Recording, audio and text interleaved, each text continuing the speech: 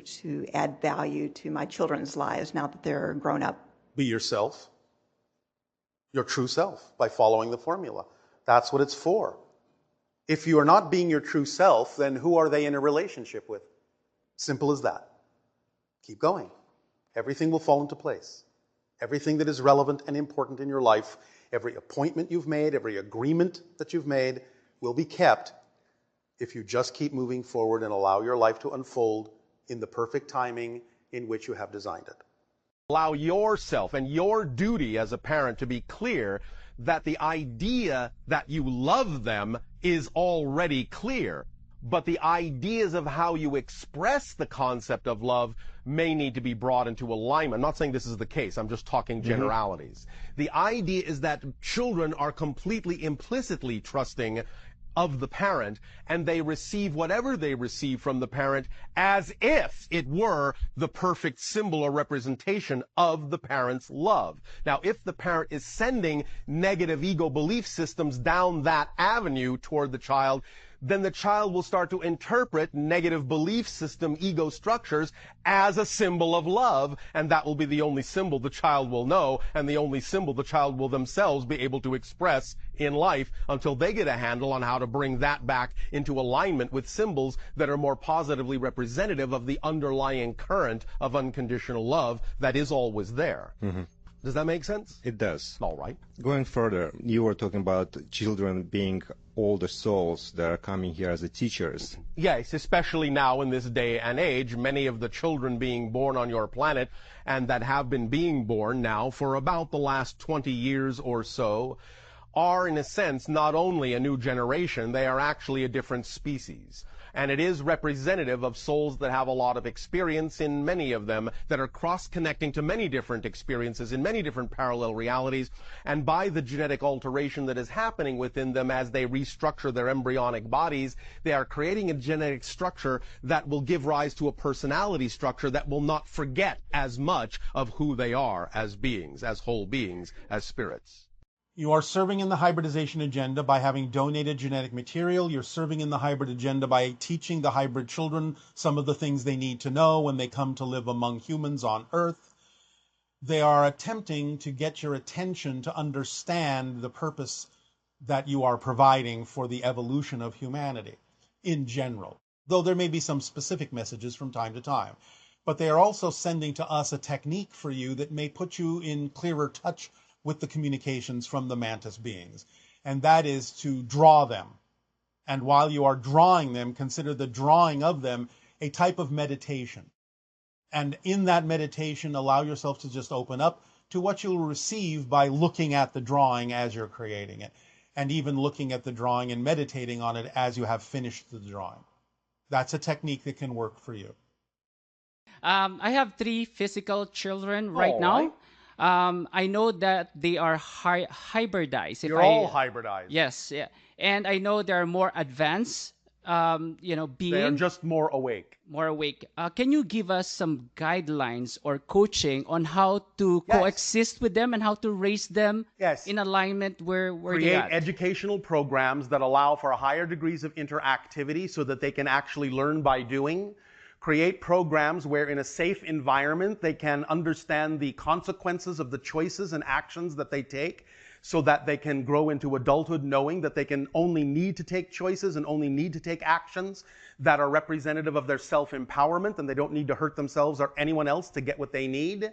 Allow yourselves to adapt the education that they may require to what excites them instead of attempting to adapt their excitement to the lessons that you think they need to learn. If you do even just these 3 things, you will have an educational system that will allow them to really remember who they are and become the adults that are balanced in emotion, in spirit, in body, in mind, and they will then transform the world. And in a day-to-day basis, since, like, for example, myself is programmed differently compared to them. Well, you need to reprogram yourself. So how will I raise them on a day-to-day basis? Use your imagination. Follow your own excitement. You understand why it's important to do that, yes? Yes, absolutely. All right. Yeah. And if you follow your own excitement and act on it every moment that you can, with no insistence on the outcome to the best of your ability, you will open up the kit of excitement for yourself that supports you, That is the driving engine. That is the organizing principle. That is the path of least resistance. That is the connection to all other forms of excitement. That is the reflective mirror that shows you what's out of alignment with excitement within you so you can bring it back into alignment. And when you do that for yourself, you will be the vibrational state that will allow your imagination to download the inspiration, ideas, techniques, rituals, motivations that you need to pass along to them. For starting to really implementing your teachings in our education, in our schools and universities and... The basic metaphysical principles that we talk about are not ours. We deliver them in a specific way, yes. But the idea is that this is a basic understanding of metaphysics, a basic understanding of how existence is structured and how it works. The timing for introducing the ideas that we're talking about into your educational system, now. Why wait? Great, thanks. The idea is to create more interactivity for the children so that they learn by actually doing, yes? Instead of just being talked at. To allow the lessons to be adapted to what excites each child instead of attempting to adapt their excitement into the lesson. Yes? Yes. Teaching them the consequences of their actions and the consequences of their choices in a safe, protected environment so that they can learn the basic tools of how to manifest reality in a way that allows them to become experts at it by the time they're adults. Yes? Yes. These are the tools and techniques of education. So, why wait? Okay. Teach them that they are self-empowered.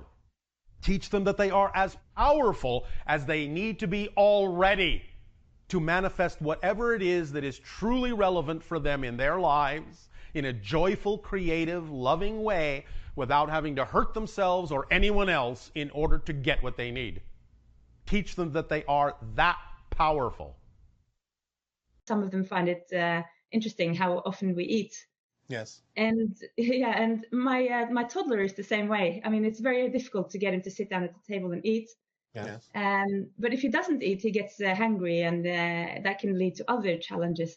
So my question is there a better way to handle meal time with young children? Well, the idea, first and foremost, is that many of them may require a lighter diet in terms of what it is they eat. You can explore with the child what it is they may be excited or attracted to at certain times when they are hungry. The idea can be worked through in discussions, in conversations, and you can use your creative imagination to, shall we say, describe the different foods that probably are beneficial for them in ways that get them excited about them. You can make up stories about them in terms of what their abilities are, what they will give to the body, what they will allow the child to experience if they incorporate those substances in their body. Remember, the idea of teaching a child requires the parent and the teacher to be as creative and imaginative as a child in coming up with how to have a conversation that really gives the child an understanding from a different perspective about what certain foods will do for the child to help them thrive and sustain their viability in physical reality. So it's up to you to be creative with the stories about what the different foods will do. More of a guidance or an example when I see children that they are so exciting playing those violent games or watching even the Disney Channel where sometimes it doesn't seem to be very Turn positive. the issue around and start rewarding them for creating and constructing positive community rather than destruction. They are now being rewarded for creating destruction. Reward them for creating construction. Remind them that if they really wish to express power, true power is in creating. It takes no power to destroy. Okay. You can have a stack of blocks. It takes more power to build the stack than it does to push it over. You understand? Yes. So you can begin to teach them and reinvent games that entrain them to understand that they will be more rewarded and more expansive in their abilities by being rewarded for creating and building connection and community than by destroying and disassembling. If you have a situation as parent that your children is maybe have troubles, and they run into many troubles, but you can't help them because they don't listen to you, like teenagers, All right. Again, first of all, you're talking about a situation that is the result of a buildup of all sorts of belief systems for many years. Okay. The idea in general is to understand them by understanding how things work, so that you give them a safe space in which to experience the consequences of the choices that they make, so they can learn what those consequences are without really experiencing them too strongly. And you create interactivity in your imagination with them to allow them to understand they are as powerful already as they need to be to attract whatever they need in life without having to hurt themselves or anyone else in the process to do that.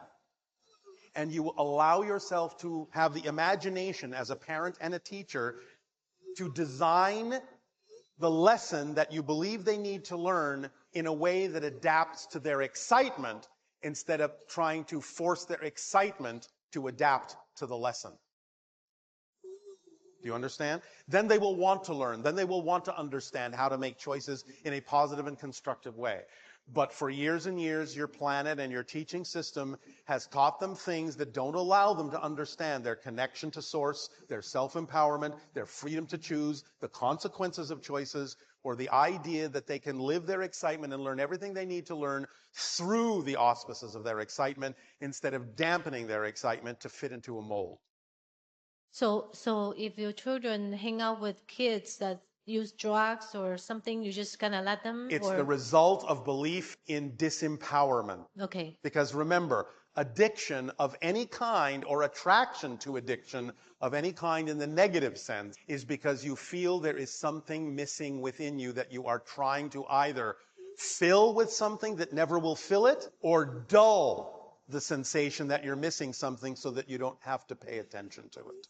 Because that's a scary place, and that's what a lot of your teenagers feel. And they don't understand what it is because they've never been taught how to connect to their own self-empowered connection. So how do we help them? You, as the parent and the teachers, have to have an understanding of how this works, as we've explained it, and you have to have the ability to create, with your imagination, dialogues and situations and circumstances for them that allow them to practice making choices and experiencing or understanding what those consequences are in a way that is safe for them before they actually do that out in what you call the real world. But you have to create those things for them as the parents and the teachers. But if they don't listen to you? Not now, no.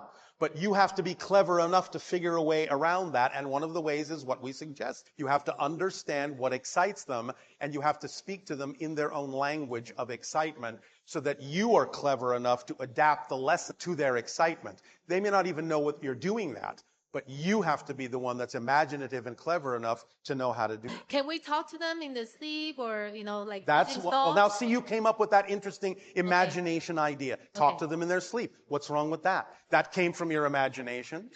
Okay. Thank you, Bashar. Thank you. And by the way, don't forget the unconditional love. Does that mean children have limiting beliefs and that's why they're abused? Or is there a different reason? Was it a choice by the soul to incarnate, to have particular experiences? Because how can a child who is still natural, still in touch with nature, have such negative belief systems? Well, first of all, there cannot be one general answer for this, because it depends upon the particular person and soul and the theme they are exploring. So there can be many reasons for those kinds of experiences. One reason can be that a soul might actually choose to have that experience because it might add to the overall collective experience of abuse and help it reach a point where your society will finally agree that such a thing should never happen again. So a soul might add to the pile of experiences, knowing that by doing so, you might reach a tipping point sooner that would allow your society to change and not have those experiences from that point forward. Other children might simply pick upon the belief systems of their parents and thus harbor limiting beliefs that come from their parents, because they may need to use those limiting beliefs to push against in order to transform negative experiences in their lives into more positive ones. by having chosen things to push against to propel them in a more positive direction. So again, you have to kind of take it on a case-by-case, person-by-person, child-by-child basis as to why they might be experiencing certain things, either of their choosing or from the belief systems that might be ensconced in their unconscious mind that they may have picked up from parents or society or schooling or friends that demonstrate that these things exist in your society, to give you an opportunity to see them more clearly and to decide what to do about changing those experiences on your planet in the future. No. Okay. Yes and no. Yes, in the sense that you create a sense of continuity to this concept called the past, and therefore you can use it in a variety of ways if you wish to help you move forward. That's viable. At the same time, it doesn't really exist. You have been taught to think that it does because of your space-time perspective and this idea called continuity that makes you think there is an actual linear connection between the past and the present, when there really isn't. You are creating your past from the present, not the other way around. So when you become a new person, every moment that you change anything about yourself, you're a new person. And that means you actually at that moment have a new past. The past you had to have had to make sense in space and time of how you became the person you now are. So the idea is that you're not actually creating things or holding on to things from the past, in a sense, technically speaking. But what you're doing every moment that you redefine yourself is you are including that concept over and over and over again, that something came from your childhood. But it didn't necessarily come from your childhood anymore, because you have been a new person and you're creating a new past that didn't necessarily have the experience you're talking about. So you don't have to keep connecting to it. Now, for some people on your planet, that's a lot to wrap their minds around, and they may not be able to do it that way. So there are other techniques, many other permission slips you can use, even using the idea that there is something that happened in childhood that is still causing trauma. Fine. You can go that route if you want, and there are many techniques to help you through it. But I'm just simply telling you mechanically what's actually happening is there's no such thing. What is the secret to a long-lasting marriage? Communication, clear communication, support, and allowing each being in the relationship to see reflections that will allow them to become more of who they truly are. Not any imposition of suppositions or insistences or assumptions about what they should be, but to allow them to become more of who they truly are.